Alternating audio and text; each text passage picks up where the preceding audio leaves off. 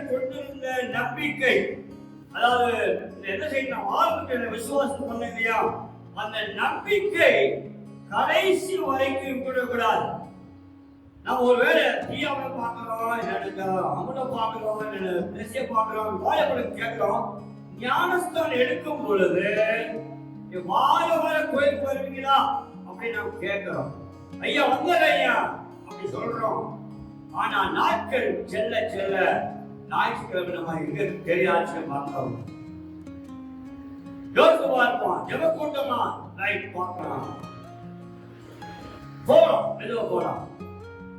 வசனமாக சொல்கிறது நமக்கு நாட்கள்ல என்று அவருடைய சத்தத்தை கேட்பீர்களாக, கோப மக்களை நடந்தது போல உங்கள் இருதயங்களை கடினப்படுத்தாதிருக்க வேண்டும் என்று சொல்லி சொல்லியிருக்கிறாரே என்று சொல்லி மூன்றாம் அதிகாரத்தை பார்க்கணும்.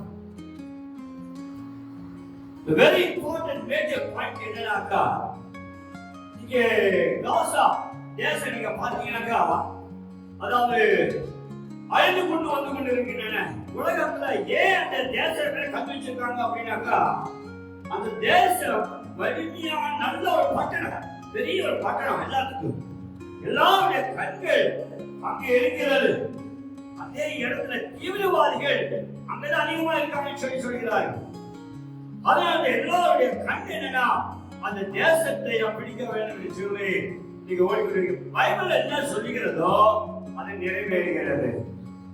2000 ஆண்டுகளுக்கு முன்பதாக, 3000 ஆண்டுகளுக்கு முன்பதாக ஏசாயா தீர்க்கதரிசி பார்க்கிறோம், ஓசியாவை பார்க்கிறோம், மீகாவை பார்க்கிறோம்.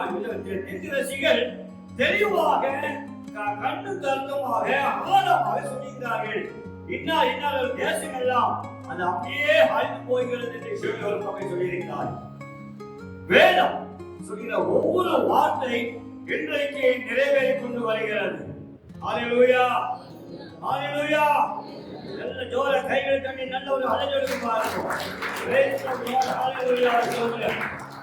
இதுக்கு தீர்க்கதரிசிகள் தெளிவாக ஆழமாக சொல்ல நாம் பார்த்து கொண்டு வருகிறோம். இங்கே நம்ம பார்க்கிறோம், மறுபடியும் பார்க்கிறோம். மீகா புஸ்தகத்தை பார்த்துக் கொள்வோம். யோனாவுக்கு அடுத்த புஸ்தகம் மீகா. மீகா புஸ்தகமே ஆஃப்டர் ஜோனா. மீகாவை பார்க்கிறோம். the book of Micah 7th chapter, 7வது அதிகாரம். இந்த 7வது அதிகாரத்துல அதாவது இந்த மீகா யார் என்பதை சொல்லி பார்த்தீங்கன்னாக்கா, அதாவது ஏசியா தீர்க்கதரிசி, ஓசியா தீர்க்கதரிசி, இந்த தீர்க்கதரிசியோட இருந்தவர் மீகா என்கிற ஒரு தீர்க்கதரிசி. இவர்கள் அதாவது 749 ஆண்டிலிருந்து 696 வரை அவருடைய காலங்கள் இருந்தது என்று சொல்லி நாம் பார்க்கிறோம்.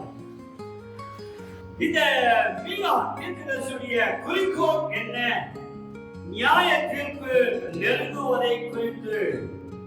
மீகாவுடைய நோக்கமே நியாய தீர்ப்பு நெருங்கிக் கொண்டிருக்கின்றன, நியாய தீர்ப்பு வந்து கொண்டிருக்கின்றன, காலங்கள் வந்து கொண்டிருக்கின்றன. ஆகவே நீங்கள் மனம் திரும்ப வேண்டும். Return. In other words, about turn. In other words, be a born again child. மிக தெளிவாக நீங்கள் எழுதுகிறார். நியாயத்திற்கு வந்து கொண்டிருக்கிறது. ஆகவே கூடுமான மட்டுமல்ல, முழுக்கமாக மனம் திரும்பியாக வேண்டும். நம் வேற வார்த்தை கொண்டு கிடையாது, மனம் திரும்ப வேண்டும் என்று சொல்லி அழகாக தெளிவாக அவர் எழுதுகிறார். இஸ்ரவேல் தேசத்துக்கு, யூதா நாட்டின மக்களுக்கு எச்சரிக்க மனம் திரும்ப வேண்டும் என்று சொல்லி சொல்கிறார். அப்படி மனம் திரும்பினார் தேவன் மன்னிக்க ஆயத்தமாக இருக்கிறார். மன்னிப்பு உண்டு என்று சொல்லி அவர் கிறிஸ்துவினுடைய வருகையில முதலாவது வருகை சொல்லி இரண்டாவது ஒரு வருகையாக அவர் அறிவிக்கிறார். இந்த அருமையான காலை வேளையில ஒரு விஷயம் கூட அவர் என்ன சொல்றாரு, முதல்ல கீவேர்ட் பாத்தீங்கன்னாக்கா, இந்த மீகா புஸ்தகத்துல தெளிவாக கொண்டு வர ஒரு வசனம் 6 சொல்கிறது, மனுஷனே நன்மை இன்னதென்று அவர் உனக்கு அறிவித்திருக்கிறார். ஓ மனிதனே, மனுஷனே சொல்லி நன்மை இன்னதென்று உனக்கு அறிவித்திருக்கிறார். நியாயம் செய்து இறக்கத்தை சிநேகித்து உன் தேவன் முன்பாக மனத்தாழ்மையாய் நடப்பதை அல்லாமல் வேறு என்னத்தை கர்த்தர் உன்னிடம் கேட்கிறார்? கர்த்தர் உன்னிடம் கேட்பது என்ன? மிக புஸ்தகத்துல 6ஆம் அதிகாரத்துல 7வது வசனத்துல தெளிவாக கொண்டு வருகிற வார்த்தை, He has showed thee, O man, what is good and what that the Lord declared of thee. But he do justly and to love mercy and to walk humbly with the God. மனத்தாழ்மையோடு கூட தேவனோட நடக்க கற்றுக்கொள் என்று சொல்லி அவர் கற்றுக்கொள்கிறார். தேவனுக்கு முன்பதாக மனத்தாழ்மை, humble yourself என்று சொல்லி புத்தகத்துல நடுவது வசனமாக கொண்டு வருகிறார். மனுஷனே, நன்மை இன்னதென்று அவர் உனக்கு அறிவித்திருக்கிறார். நீங்க இந்த நாட்களில் செய்ய வேண்டியதான பெரிய ஒரு பணியை தெரியுங்களா? இந்த 2 நாட்கள்ல நான் சின்ன ஒரு கேள்வி கேட்டு இன்னொரு கேள்வி சொல்ல ஆசைப்படுறேன். எத்தனை பேர் நான் உண்மையாகவே நான் ரட்சிக்கப்பட்டு இருக்கிறேன் அல்லது நான் கிறிஸ்துவுக்குள்ளாக இருக்கிறேன், அது எந்த சந்தேகம் கிடையாது, நான் ஒரு கிறிஸ்துவ பிள்ளையாக இருக்கிறேன் சொல்ல எத்தனை இருக்கிறீங்க?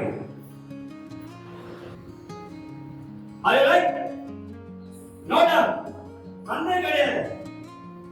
கையிட்டு வந்து யோசிக்கிறாங்க, ரட்சிக்கப்பட்டிருக்கிறேன் பாஸ்டர், சந்தேகமே கிடையாது. சரி, ஹalleluya. So then what is the next job? அந்த வேலை என்ன?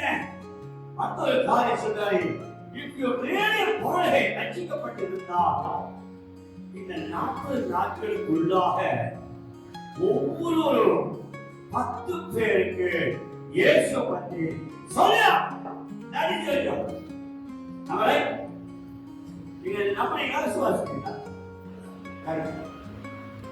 ரட்சிக்கப்பட்டே சொல்றீங்க, நம்ம கத்துக்குள்ள இருக்கிற சொல்றீங்க.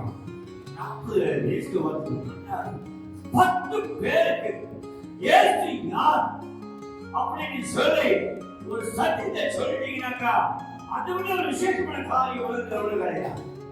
ஹalleluya, ஹalleluya, ஹalleluya. படிக்க பார்ப்போம், எல்லாம் சேர்ந்து படிப்போம். அதாவது மிக புத்தகத்தில் 6ஆம் அதிகாரம் 8வது படிக்க பார்ப்போம். மனுஷனே, நன்மை இன்னதென்று அவர் உனக்கு அறிவித்திருக்கிறார். நியாயம் செய்து இரக்கத்தை சிநேகித்து உன் தேவனுக்கு முன்பாக மனத்தாழ்மையாய் நடப்பது அல்லாமல் வேறு என்னத்தை கர்த்தர் உன்னிடத்தில் கேட்கிறார். எப்படி படிக்கணும்? படிக்கும் போது எப்படி படிக்கணும்? எப்படி படிக்கணும்னாக்கா, அதாவது மனிதனே, நன்மை இன்னதென்று அவர் எனக்கு அறிவித்திருக்கிறார். நன்மை இன்னதென்று எனக்கு அறிவித்திருக்கிறார். படி சொல்லுங்க, படிப்போம். மனுஷனே, நன்மை இன்னதென்று அவர் எனக்கு அறிவித்திருக்கிறார். நன்மை அறிவித்திருக்கிறார் அப்படின்னாக்கா, நாம் சொல்லாம இருந்தவனால் தீமை செய்கிறோம் என்பதை காண்பிக்கிறது. ஹalleluya, ஹalleluya. கபடி நாமத்துக்கு ஸ்தோத்திரம் பண்ணுவதாக. நாம் தெளிவாக அறிந்து கொள்ள வேண்டிய ஒரு பகுதி இந்த காலவெளியில நாம ராமஜம் வாழ நம்மளுக்கு வைத்திருக்கிற ஒரே ஒரு நோக்கம் என்ன தெரியுங்களா? இந்த 40 நாட்களுக்குள்ளாக கூடுமானால் வரைக்கும் நம்மை பரிசுத்தமாக்க வேண்டும். காரணம், அவர் பரிசுத்தமான ஒரு தெய்வம். அவருக்கு நான் நேரம் வரணும், அதுக்கு ஸ்டேஜுக்கு வரணும். நான் இனி கீழே குந்தி நடக்க கூடாது. பாவத்தை விழுந்ததை போலும், பாவம் செஞ்சதை போலும். அப்படியாக பாவத்தின் சம்பளம் மரணம். தேவன் செய்கிறாரு, பாவனை மறைத்து வைக்கிறவன் வாழ்வுடைய மாட்டான். அவையில் அறிக்கை செய்து விட்டு விடுகிறவனோ இறக்கப்பட்டவன் சொல்கிறது. ஆகவே இந்த நாட்களில் செய்ய வேண்டிய மிக பெரிய ஒரு வேலை, எப்படியாக சரி, வாய்க்காலும் சரி வாய்க்காவிட்டாலும் சரி, சத்தியத்தை நண்பர்களுக்கோ மேல் வீட்டாருக்கோ கீழ் வீட்டாருக்கோ பக்கத்து வீட்டாருக்கோ நம்ம எல்லாம் ஐக்கியமா இருக்கவோ சொல்லவோ என்னுடைய பிரதான வேலையாக இருக்கிற சொல்லி நாம் செய்ய வேண்டும். ஹalleluya ஹalleluya. அதுவே நாமத்துக்கு ஸ்தோத்திரம் உண்டாவதாக. மிக தெளிவான சத்தியத்தை சொல்கிறது இந்த பார்க்கும் பொழுது அழகாக தெளிவாய் கொண்டு வருகிற ஒரு வார்த்தை. அதாவது குற்ற மனப்பான்மையினுடைய நிழல் ஒரு வேலை எப்படி பார்க்கிறார்? நான் பாவம் செஞ்சிருந்தா என் நிழல் எனக்கு காமிக்கிறான். என்னுடைய நிழல் வந்து எனக்கு காமிக்குது நான் ஒரு பாவியான ஒரு மனுஷன். யார் சொல்ல வேண்டாம் தேவையில்லை. குற்ற மனப்பான்மையுடைய நிழல் எனக்கு மாற்றப்பட வேண்டும் என்று சொல்லா மிக அவருடைய தீர்க்கதரிசி அழகாய் கொண்டு வருகிறார். நாம் எடுத்துக்கொள்வோம் இந்த 7ஆம் அதிகாரம். 7ஆம் அதிகாரத்துல மீகா புத்தகத்துல 7ஆம் அதிகாரம் நாம் இதுல ஒன்றிலிருந்து படிப்படியா படிச்சு வருவோம். முக்கியமான வசனம் வந்து 14 இருந்து அதாவது 70 வரைக்கும் பார்க்க வேண்டிய வார்த்தையா இருக்கிறது. வசன சத்தமா 7வது படிமா வாசிட்டு வருவோம். ஐயோ உஷ்ண காலத்துக்கு கனிகளை சேர்த்து திராட்சை பழங்களை அறுத்து பின்பு வருகிறவனை போல் இருக்கிறேன். புசிக்கிறதற்கு ஒரு திராட்சை குலையும் இச்சித்த முதல் அரும்பின் கனியும் இல்லை. தேசத்தில் பக்தியுள்ளவன் அற்றுப்போனான். தேசத்தில் பக்தியுள்ளவன் அற்றுப்போனான். மனுஷரில் செம்மையானவன் இல்லை. அவர்கள் எல்லாரும் ரத்தம் பதிவிருக்கிறார்கள். அவன் தன் சகோதரனை வலையிலே பிடிக்க வேண்டியாகிறான். பொல்லாப்பு செய்ய அவர்கள் 2 கைகளும் நன்றாய் கூடும்.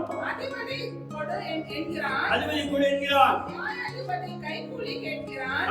பெரியவன் தன் துராசையை தெரிவிக்கிறான். இவ்விதமாய் கொள்கிறார்கள்.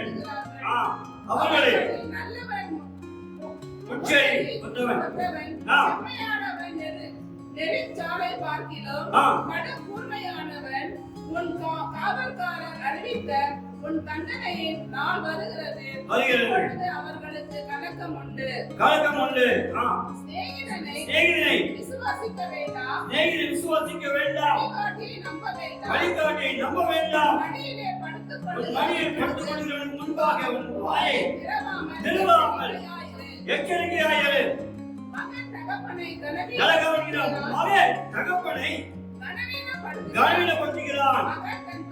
மகள் தன் தாய்க்கு விரோதமாகவும் மருமகள் தன் மாமிக்கு விரோதமாகவும் எழுதுகிறார்கள். மனுஷனுடைய சத்துருக்கள் அவன் வீட்டார் தானே. மனுஷன் சத்துருக்கள் யாரா? அவனுடைய வீட்டார்கள். வீட்டுக்குள்ளாக நமக்கு ஒரு கலையை பார்க்கிறோம். மாமியார் மருமகள் என்று சொல்லி, கணவன் புருஷன் என்று சொல்லி, புருஷன் கணவன் என்று சொல்லி, மகன் பெற்றோர் என்று சொல்லி, மகள் பெற்றோர் என்று சொல்லி, இவ்விதமான குழப்பங்கள் காலங்கள் வந்து கொண்டிருக்கின்றன இந்த நாட்களில். தொடர்ந்து படிப்போம். நாணம் என்றால் கர்த்தரை நோக்கிக் கொண்டு என் ரட்சிப்பின் தேவனுக்கு காத்திருப்பேன். என் தேவன் என்னை கேட்டருளும். என் தேவன் என்னை கேட்டதும் என்று சொல்லி நாம் மிக தெளிவான ஒரு வசனத்தை நம்ம பார்க்கிறோம். மீகா புத்தகத்துல 7ஆம் அதிகாரத்துல 8வது வசனம் தெளிவாக சொல்கிறது. Rejoice not against me, O mine enemy. When I fall, I shall arise. When I sit in darkness, the Lord shall be light unto me. நாம் இருட்டில் இருக்கும் பொழுது தேவன் நம்மை வெளிச்சத்தை கொண்டு வருவதற்கு அவர் ஆயத்தமாய் கொண்டிருக்கிறார். ஹalleluya ஹalleluya. தொடர்ந்து படிப்போம். நான் கர்த்தருக்கு விரோதமாய் பாவம் செய்தேன். அவர் எனக்காக ஒழுங்காக நியாயத்தை விசாரிக்க மட்டும் அவருடைய கோபத்தை சுமப்பேன். நான் கர்த்தருக்கு விரோதமாக பாவம் செய்தேன். அவர் எனக்காக வழிகாட்டி என் நியாயத்தை விசாரிக்கும் மட்டும் அவருடைய கோபத்தை சுமப்பேன். அவர் என் வெளிச்சத்திலே கொண்டு வருவார். அவருடைய நீதியை பார்ப்பேன். சொல்கிறது, அவர் என்னை வெளிச்சத்திலே கொண்டு வருவார். அவருடைய நீதியை நான் பார்ப்பேன். உலகத்துல நாம் இன்னைக்கு பார்க்கிற ஒரு பெரியான சூழ்நிலை என்னன்னாக்கா, நேற்று தெரிந்த ஒரு நபர் வந்தார். அவர் எனக்கு பெரிய லெட்டர் கொடுத்து அழுகிறார். Pastor, I am not a man of smokers or drinkers. நான் குடிக்கிறது ஒண்ணும் கிடையாது. அது ஜென்டில்மேன். நான் நாட்டோட ஒரு நல்ல ஒரு தம்பி. அவர் சொல்றாரு இப்போ 2 கோடி ப்ராப்பர்ட்டி எனக்கு பண்ணானுங்க அப்படின்னு சொல்லி நம்ம சொல்றாரு. ஒரே ஒரு மனுஷன் தான், தகப்பனோட தாயும் இல்ல, பெற்றோர் இல்ல.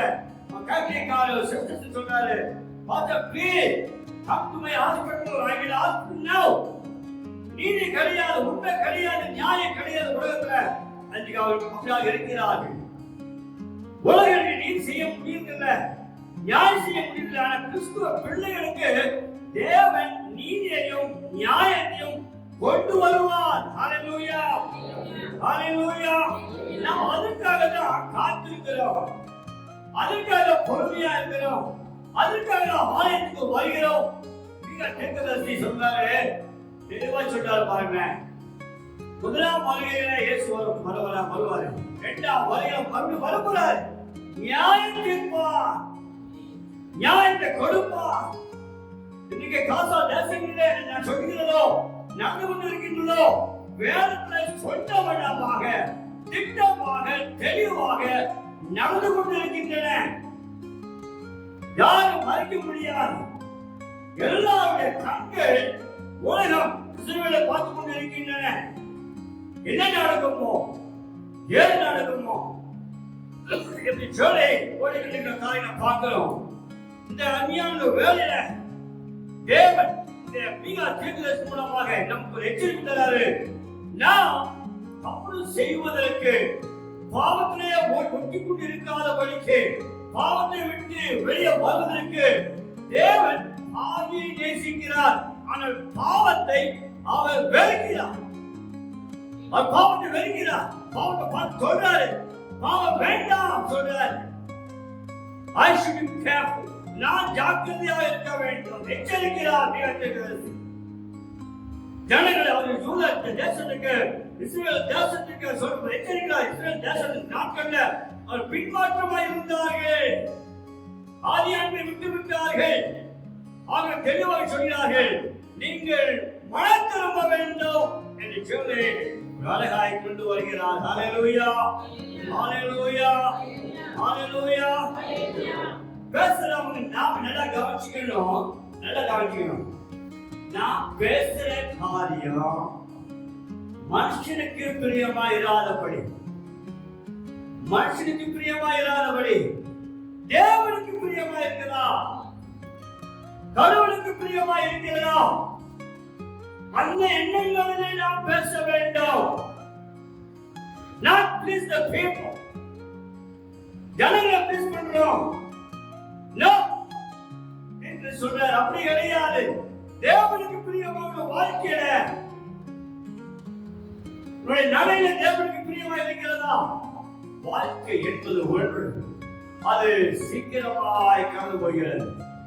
அவருடைய வாழ்க்கையில 17 வயதுல ஊழியத்துக்கு நான் வந்த மனுஷன் வெறும் வேதாகம் எடுத்துக்கொண்டு ஒரு ஹைடஸ் பேக வைத்துக் கொண்டு எல்லா 2 செட்டை வச்சுக்கிட்டு எங்களுக்கு அப்படியாக நாங்க மனதேசத்துக்கு இறங்கி வந்தவங்க நாங்கெல்லாம் 17 வயசுல நான் வந்த பின்னாடி ஊருக்கு அப்படி இறங்கின பின்னாடி திரும்பி போக நாங்க 15 பேர் வந்தோம்.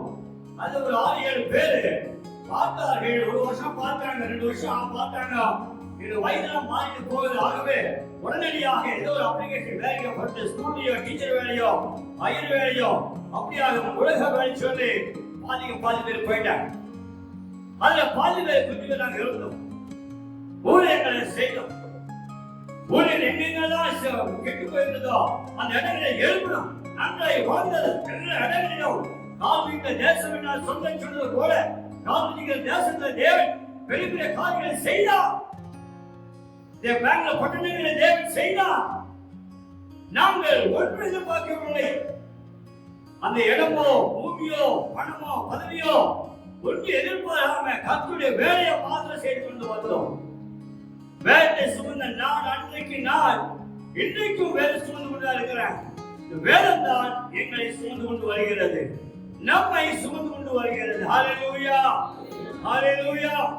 மிக தெளிவாக தேவன் கண்டுபிடிக்கிறார். ஆகவே மக்களை பிரியம் பண்ணாதபடி மக்கள் நேசித்தாங்க. ஒருவேளை அந்த ஸ்தாபனங்கள் இருக்கும் பொழுது ஜனங்கள் அப்படி நேசித்தாக்கா நான் அங்கே இருக்கலாம், நல்லா இருக்கலாம், அருமையா இருக்கலாம். ஆனால் என்றைக்கு அந்த மக்களோடு சேர்ந்திருந்தா அவங்க மரிச்சம் மாறி நானும் மரிச்சு போயிருக்கேன். ஹalleluya. தேவன் உயிரோடு வைத்திருக்கிறார். காரணம் உயிரோடு எழுந்தவர் அவருக்கென்று வாழும் பொழுது நம்மை உயிரோடு வைப்பார். ஹalleluya, ஹalleluya. ஆகவே உயிரோடு இருக்கிறவர் நாம் இந்த 40 நாள் கிறிஸ்துவுக்கு முன்னாடி ஒவ்வொரு நபர் 10 பேருக்கு சொல்ல புதிய நபர் அதுக்கு போய் அடுத்த கோயிலுக்கு கொண்டு வந்தாரு. அடுத்த கோயிலுக்கு கொண்டு வந்து அது ஒரு திருத்தனாய் திருட்டு வந்தாங்க பாஸ்டர் சொல்லுவாங்க. களவு செய்யாத இருப்பாயாக, திருடாதே சொல்லுங்க.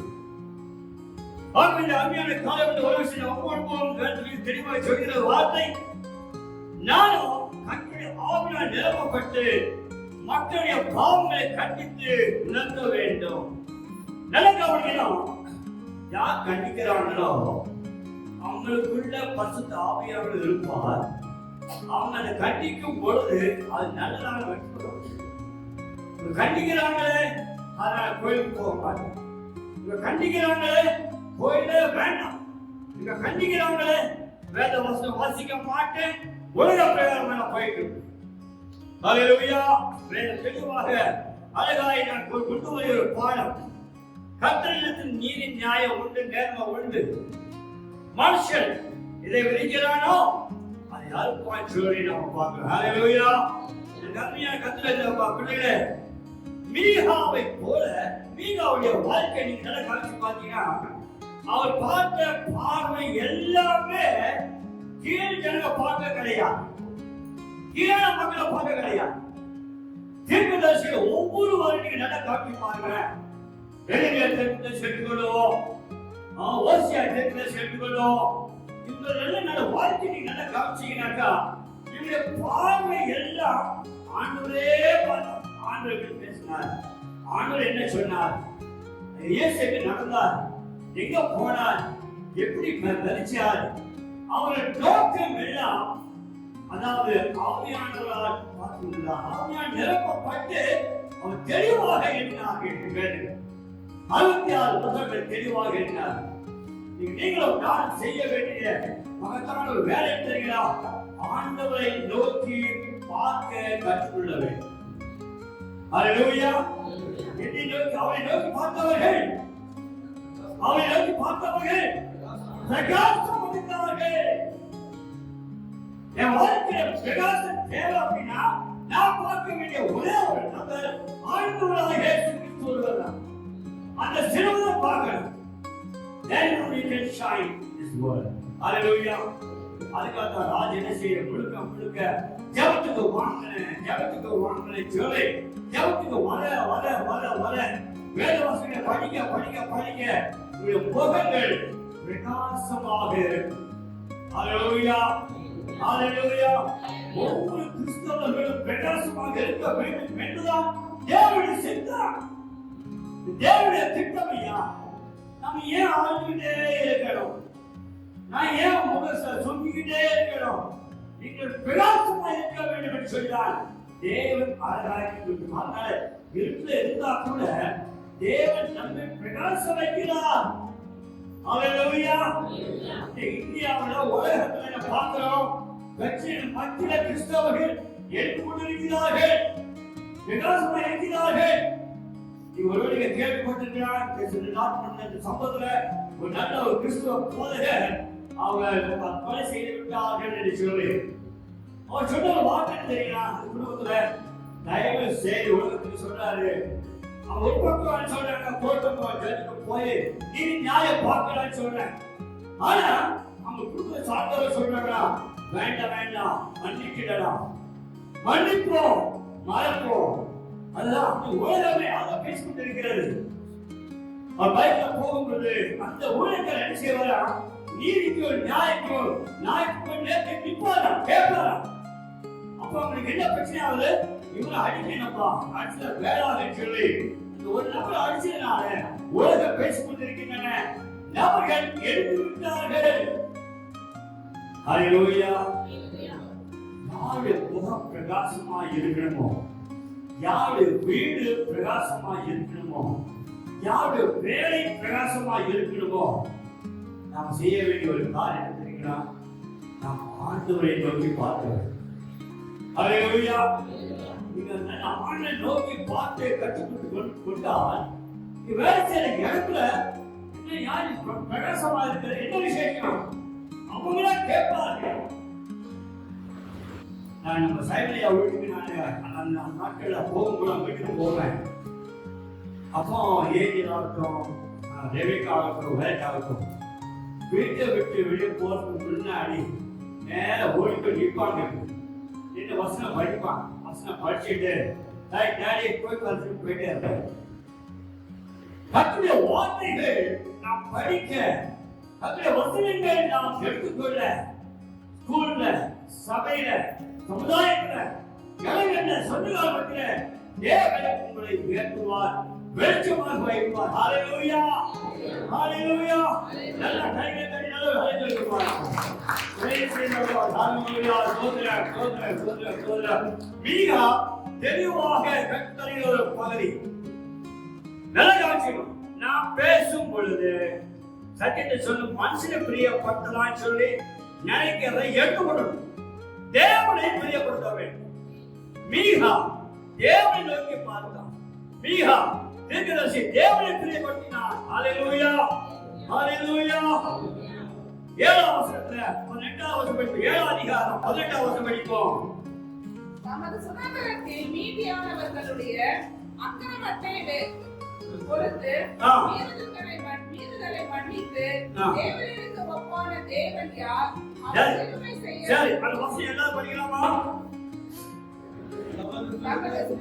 நமது சுதந்திரத்தில் மீதியானவர்களுடைய அக்கிரமத்தை பொறுத்து மீறுதலை மன்னிக்கிற தேவனுக்கு ஒப்பான தேவன் யார்? அவர் கிருபை செய்ய விரும்புகிறவர் யார்? அவர் என்றென்றைக்கும் ஹல்லேலூயா. உமக்கு இந்த உலகத்துல ஆண்டவருக்கு ஒப்பானவன் யார்? எல்லாம் எழுதிக்கணும். அந்த பாடல் தெரிஞ்சவங்க முன்னாடி வந்து அந்த ஒப்பானவன் யார் சொல்லி அந்த பாடல் நீங்க பாட்டீங்கன்னா யாராவது வரலாம். ஒருவேளை தெரிஞ்சவங்க அந்த பாடலை சீக்கிரமா வரும். அந்த பாடல் பாடுவோம். உமக்கு ஒப்பானவன் யார்? அந்த பாடல் கீழே ஓடிடும்.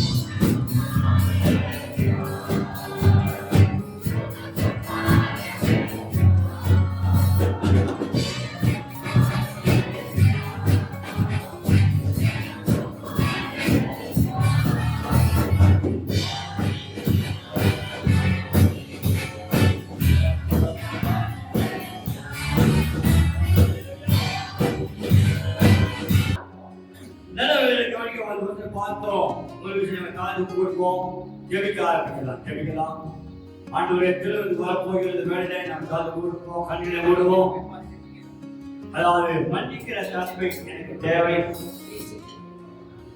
பாவங்களை அறிக்கை செய்து விடுகிற அவர்களுக்கு தேவை. மன்னிப்போம்,